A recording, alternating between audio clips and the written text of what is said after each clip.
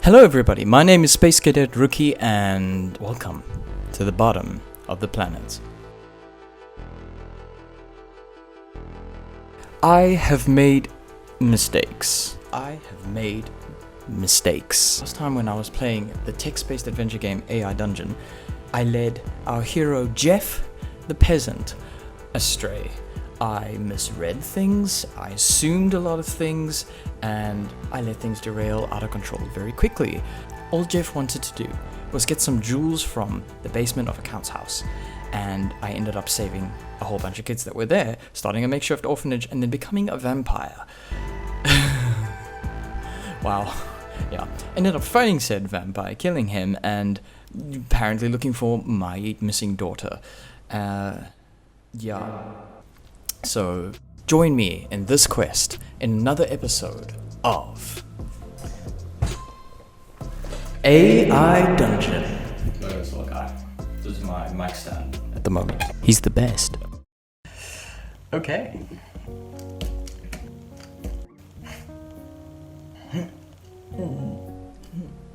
Okay, that counts. Alright, so here we are. If you can see, it remembers our save. We're going to jump in and carry on. So, Jeff, the peasant, is going to go to the Count's house. Below it, right now, there should be the jewels. He is dead, the Count itself, at the hands of Jeff, so everything we need should be right there. We need to get into the town undetected. Jeff might be a wanted man now. I don't know who the Count is. He might have had friends. We need to do this sneakily. So, I ask Gruft. He was one of the orphans that seemed to be the pseudo-leader of the crew, so you ask Gruft to look after the kids. You walk over to Gruft and ask if he can look after the kids. I have to go out for a while, but I can trust you with them, right? Gruft nods his head. Oh man. Okay, that's cool. I forget how interactive this is. Okay. I pack my bags and the shotgun. You open the chest and find various coats, shirts, pants, vests and gloves. I feel like I'm a little over prepared, but I have an idea. Okay, trust me. I promise you, stay with me. This time we're going to do right, okay? We're gonna get up in a disguise. I disguise myself. You put on a pair of sunglasses and winter jackets. You try a glove and a hat and put those on too. You move towards the door and grab the shotgun from its rack. I'm ready to go. I head to town and locate the Count's house. You walk down the road and turn onto a 2-lane highway. You come to the traffic circle. You see the Count's blackened out mansion on the hill above you. Excellent. I find a secret entrance. You walk around to the back of the mansion and find a small wooden door. You put your eye to the peephole and, seeing that no one is around, open it. Cool. Now, in the last episode, Jeff became a vampire. Something to remember. I don't know if you can cross the threshold without being invited. This will get interesting. See how this AI handles this vampirism. I enter inside and look for the basement. You walk down the steps into pitch darkness. You feel around for another step and then realize that you are underground. You can't see anything, but you can still sort of tell what is where. This is it. I look for the jewels. You slowly move around the room, trying not to step on any rubble or trip over anything. You can't see a thing, but you can feel the valuables. I take the valuables and leave. Your hands wrap around the wooden valuables. You slowly and carefully head back up the stairs and back into daylight. Maybe my clothes protect me. Who knows? As you step into the road, you can see a black sedan pull up around you. I scream and run away. Jeff got a fright. He's never seen a black sedan. This is supposed to be a fantasy world. You run away from the sedan, but it stays parked where it is. A man steps out with a large camera and begins to take a picture of you. You continue to run, and the man continues to take pictures. Oh my word, okay. We cannot let this happen. This is evidence. We need to remove the evidence. I hide the valuables and go talk to the man. Maybe he's a time traveler. You turn around and walk over to the man. He smiles and greets you. Guten Tag, my friend. My name is Gunther, and I am a very hungry man. That is the most relatable thing. Like, same. Hello, Gunther. Gunther, are you from around here? Yes, I am. I grew up in this village, but right now, I'm here to observe the villagers for my new book. Would you like to include me in your story? Yes, I think so. I want to do a story on the strange goings-on in this village. Well, look no further, Gunther, for I am the weirdest man to ever live. And boy, do I have a story for you. Great! I can't wait to get my story. You show Gunther where the children's cabin is, and he nods. Good work. I'll wait here while you go talk to them. I'm gonna go sit in the car and look cool. I love Gunther. I guess I'll carry all the valuables myself. Grab the valuables and take out your sword. I guess I'll just carry my valuables yourself. You joke to yourself as you walk towards the group. Wow, that was, You walk towards the group and say hi, gently handing them the valuables. You explain that Count Grey left them here for them to find. Oh, he hasn't told them what happened to Count Grey. I guess he's just trying to protect them. That is interesting. Is Jeff developing more of a character again? I walk outside to Gunther and ask if he can assist me in finding my daughter. I have not forgotten. He looks at you for a second and says, no, but we have more important matters to attend to. Come on, let's go. You sigh and get into the car. It's very jarring having a car in a fantasy world, but you know what? This is kind of cool. What are these important matters you speak of? He drives away and doesn't respond. You try again. Hey, what are you doing? He looks at you, pausing for a second before hitting the gas. I'm going to kill those kids. Ugh. Gunther, you were the cool one. I turn the steering wheel away from the kids. You swerve to the right, missing the kids by a few feet. Why are you doing this? Because Count Grey is a demon. He's the cause of all my problems. He wants me to be part of his circle of vampires, but I'm not interested. Aren't you scared? Wow, okay, there's a circle of vampires.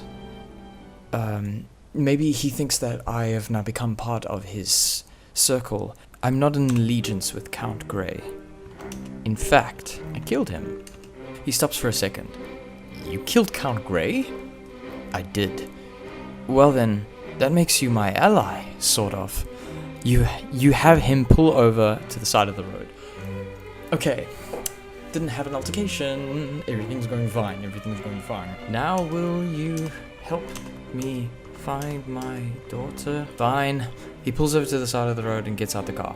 Why do we have to find your daughter? Because I finally have a home for her to live in. He sighs and shakes his head.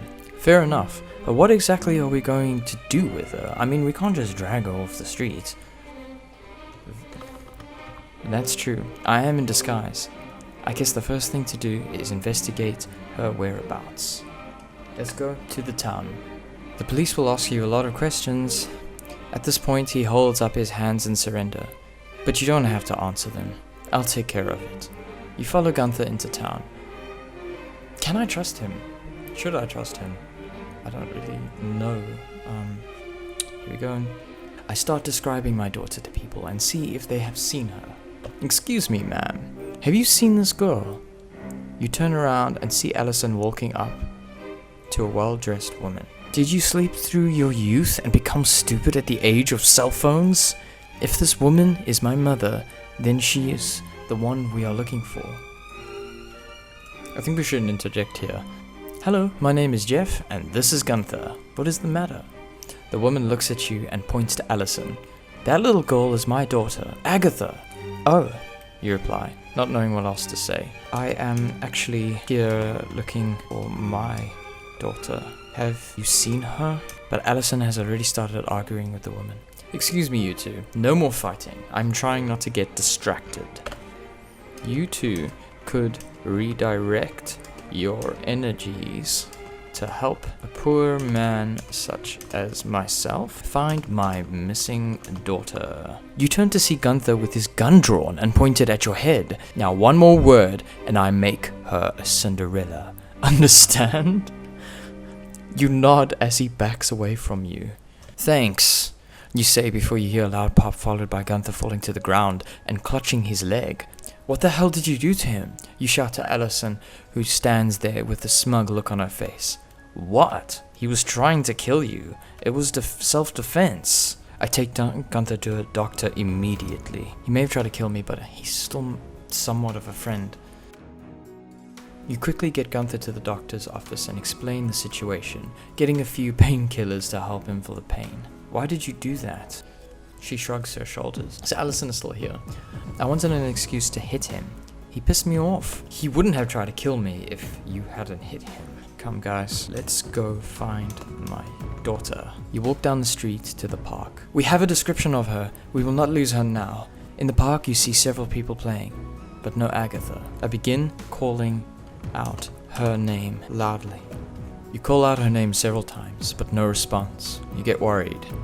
She didn't seem to like me. She might be avoiding me. Okay, Jeff, this is a time to rekindle a relationship between you and your daughter. This is the only moment you're ever gonna get, so let's do this. I climb up on a flagpole to see if I can spot her. So the story has led me here to this park with basically the hint that Agatha might be here. I'm gonna roll with it and see what happens. You climb up on a metal pole and try spot your daughter. As you stare out at the children playing, you notice a little girl of about the same age. I climb down the pole to her and hide my fangs. Again, don't want to scare her off. Come so close now. Are you my Agatha? She looks up at you with wide eyes, her mouth dropping open. Yes! She begins running over to you while you decide how to approach the tough question. Tough question? Will you come home with me to the orphanage I started yesterday? That's funny. Yes, I'm the kind of person that says something is funny when I think it's funny.